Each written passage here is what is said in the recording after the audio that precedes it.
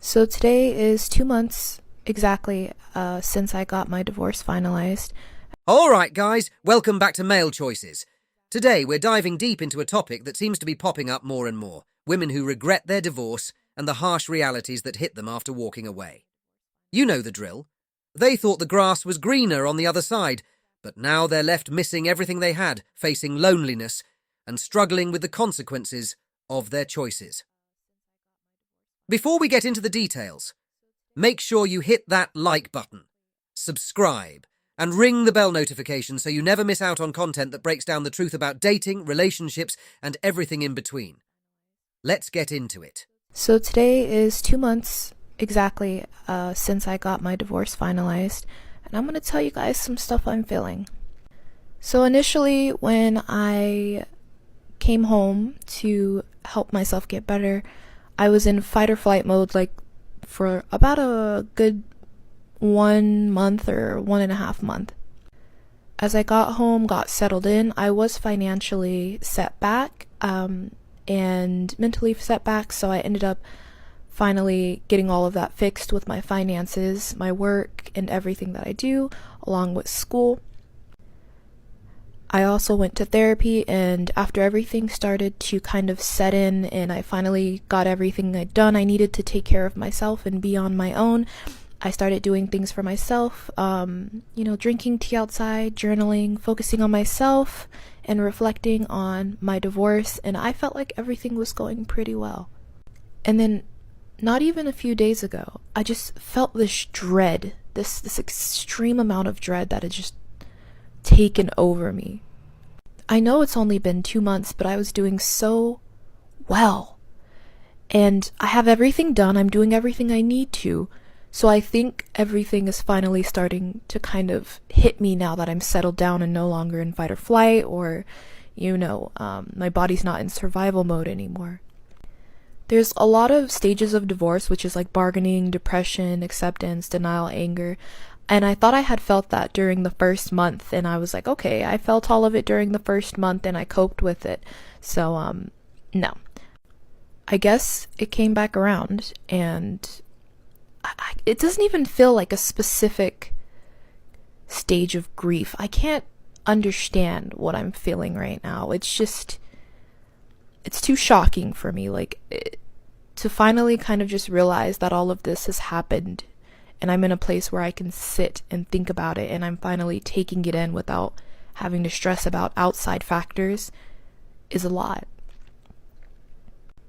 And now I'm going back to I miss everything. I miss what I had, and I know I can move on my own and do for myself, but right now it's just I really, really, really am missing what I had. Maybe it's the holidays, maybe it's the loneliness, but right now I'm feeling some type of grief that is just hard to explain, and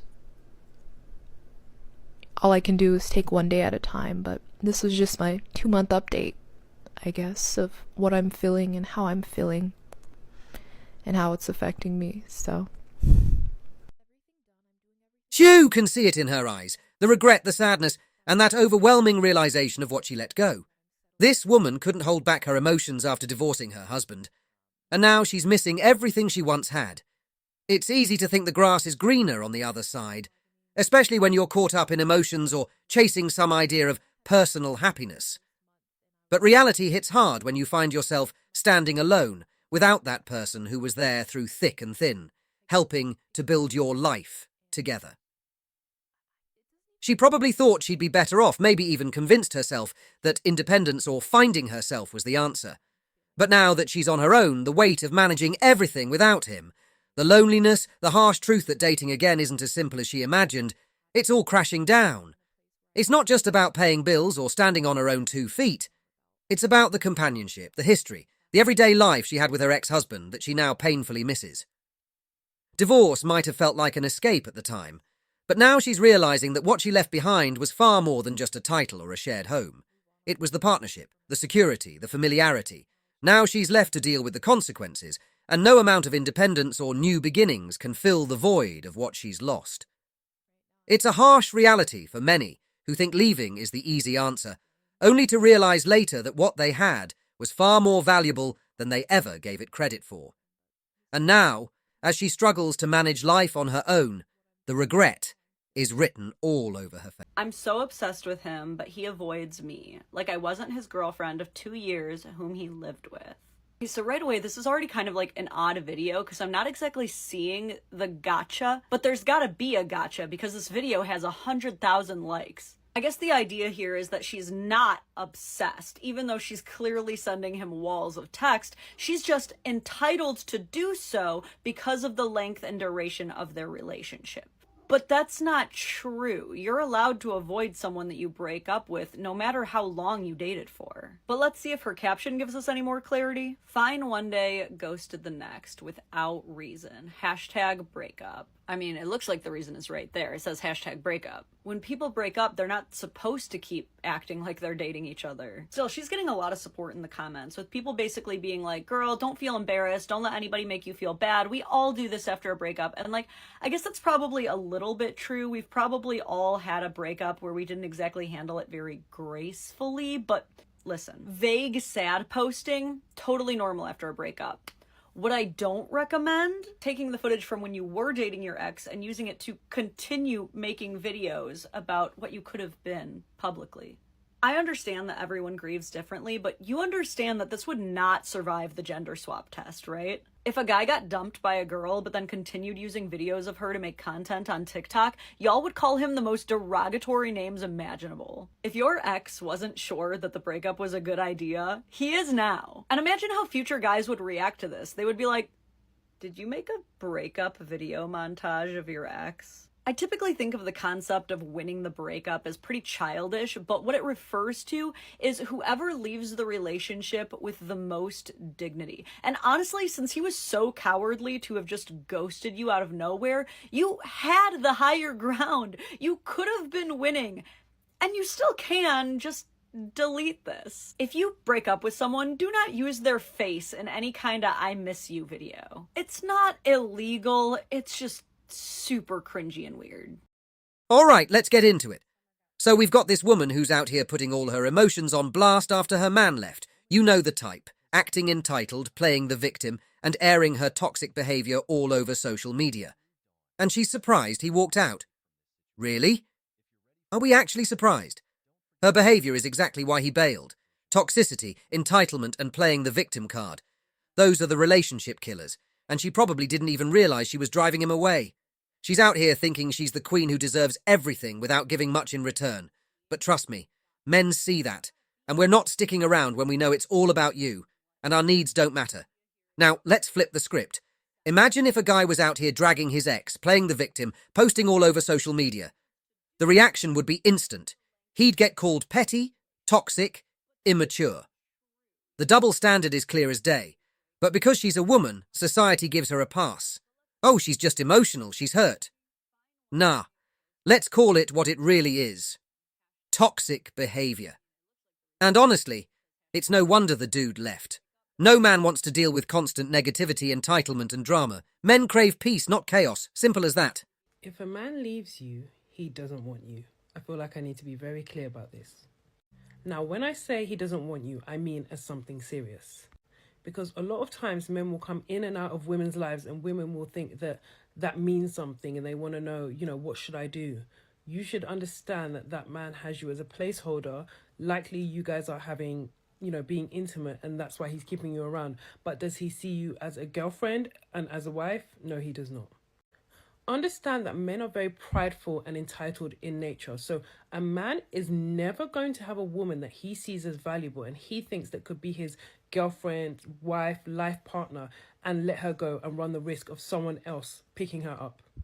Because if he sees you as valuable, and remember, a lot of men in their mind have high standards for themselves, entitled high standards, but I digress.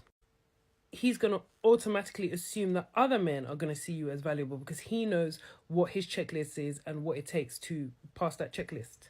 So a man is not going to meet a woman he sees as the one and then let her go or be ghosting her because A, he doesn't even think that the one would accept that kind of treatment. So the fact that you're accepting that treatment also lets him know you're not the one.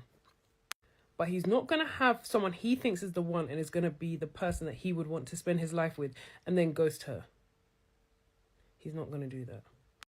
Because people, but men specifically, don't let go of what they think is valuable. It's literally like picking up a bag with 20k in it, spending £50 and then putting it down, and then going back later and seeing if it's still there. It makes no sense. He is going to hold on to it because to him that has value. He needs it. It's going to help him in his life. That is exactly how men think about the one. When they find the woman that's the one for them, they are not letting that woman go.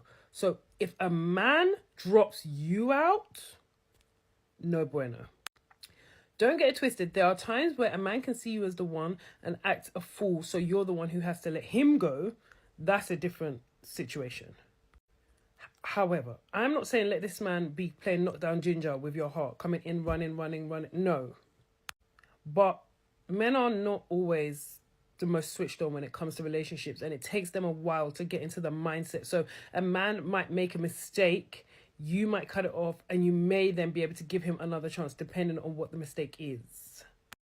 Absolute hell to the na for any kind of abuse, particularly physical abuse. Just no. Cut that man off, one and done. But if he was getting a bit too froggy, if he wasn't keeping his word, little things that can turn into big things, you can give him another chance. But only if you were the one that cut him off. And I'm not talking about the cutting off, because some girls will tell me that they broke up with their boyfriend. You did not break up with him. He treated you so bad and made it so clear that this was the only treatment you were getting, that you had no other choice but to leave. Otherwise, you would look absolutely insane in the membrane. I'm not talking about that. I'm just talking about when a guy makes a mistake, you check it, you're like, I'm not really on that. Then he comes back with a change of mind and heart. And also, if he comes back and he hasn't changed his mind and his heart and he's still doing the dumbness, cut him off, one and done. But yeah, I really wanted to clarify that, because there's a lot of girls who will message me and be like, oh, he ghosted me or he left. You're not the one. You're not the one. You're a placeholder, you're a good time, you're entertainment, you're the right now girl, you're not the forever girl, because a man will never leave a woman that he thinks is valuable and adds value to his life. I hope that helps. Now, like I always say, there's always an exception to the rule. For best results, assume it's not you. Mwah. Ghosting actually makes some women fall harder. And if you're out here constantly chasing women, you're doing yourself more harm than good. Let's break it down. Women crave the attention of the men they can't have.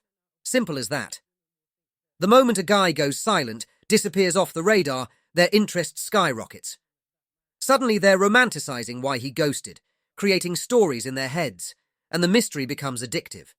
Now he's on their mind 24/7. Compare that to the guy who's always there, texting, calling, trying to spend time with her. What happens? She loses interest fast. Why? Because women don't want what comes too easy. The chase is what excites them. The moment they know you're available and eager, the thrill dies. But when you ghost her, she starts questioning herself. What did I do wrong? Wasn't I good enough? Is there someone else? That's when she starts chasing you. Texting, double texting, doing anything to get your attention back. It's classic. People want what they can't have. But when you're chasing after her, she starts losing respect. She sees it as desperation, and no one's attracted to desperation. Chasing tells her you think she's more valuable than you, and that kills attraction. Women want to feel like they've earned a man's attention, not that it's just handed to them on a silver platter. The truth is, when a guy ghosts, he creates space. Space for her to think about him, miss him. And that space is powerful. In that space, she starts idealizing him, remembering all the good things and ignoring the bad. The mystery of why he ghosted keeps her hooked, and she's left thinking, how do I get him back? That's the game, and men who know it don't chase. They let the women do the chasing.